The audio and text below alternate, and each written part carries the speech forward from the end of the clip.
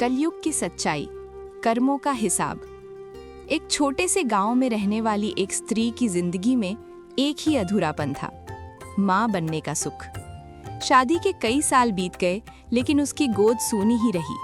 हर मंदिर में माथा टेका, हर व्रत रखा, हर भगवान से रो रो कर प्रार्थना की, और आखिरकार 20 साल बाद उसकी झोली भर गई। उसके घर एक प्यारा सा पुत्र जन्मा। उस दिन जैसे उसकी दुनिया ही बदल गई। उसकी आंखों में खुशी के आंसू थे, दिल में अपार प्रेम। वो हर पल अपने बच्चे को निहारती, उसे सीने से लगाकर कहती, तू आया है तो मेरी जिंदगी पूरी हो गई। लेकिन किस्मत को कुछ और ही मंजूर था। सिर्फ 20 दिन बाद वो मासूम बच्चा अचानक इस दुनिया को छोड़ गया। एक माँ के लिए इससे बड़ा दर्द क्या हो सकता है। उसकी दुनिया एक पल में उजड़ गई। वो रोती बिलखती अपने बच्चे को सीने से लगाए कहती, एक बार, बस एक बार मुझे माँ कह दे, फिर मैं तुझे जाने दूंगी। आखिरकार वो अपने बच्चे का शव लेकर एक ज्ञानी महात्मा के पास पहुंची। आंखों में आंसू, दिल में दर्द और आवाज में करुण पुकार लेकर बोली, महाराज, मेरे बच्चे को एक बार बुला दीजिए, मैं बस एक बार उसका माँ सुनना चाहती हूँ। महात्मा ने उसकी पीड़ा देखी। उन्होंने अपनी तपस्या से उस आत्मा को बुलाया।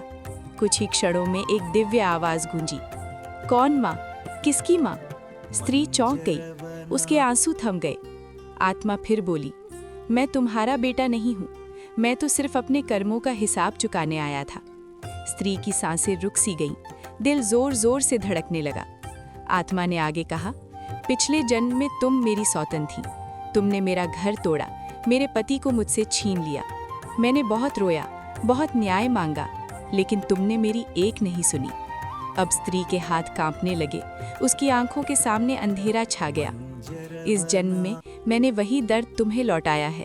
तुम्हें 20 साल इंतजार करवाया और फिर 20 दिन में तुम्हारी खुशी छीन ली। अब मेरा हिसाब पूरा हो चुका है। ये कहकर वो आत्मा शांत हो गई और हमेशा के लिए चली गई। स्त्री वहीं गिर पड़ी। उसकी आंखों से आंसू बह रहे थे, लेकिन अब उन आंसुओं में सिर्फ दर्द नहीं था, पछतावा भी था।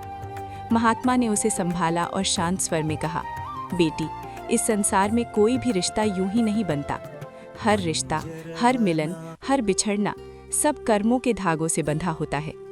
हम इस जन्म में जो भी भुगतते हैं वो पिछले जन्मों का ही हिसाब होता है, और जो आज हम कर रहे हैं वही कल हमारे सामने आएगा। स्त्री समझ चुकी थी। उसका दर्द कम नहीं हुआ था, लेकिन उसे उसकी वजह मिल गई थी।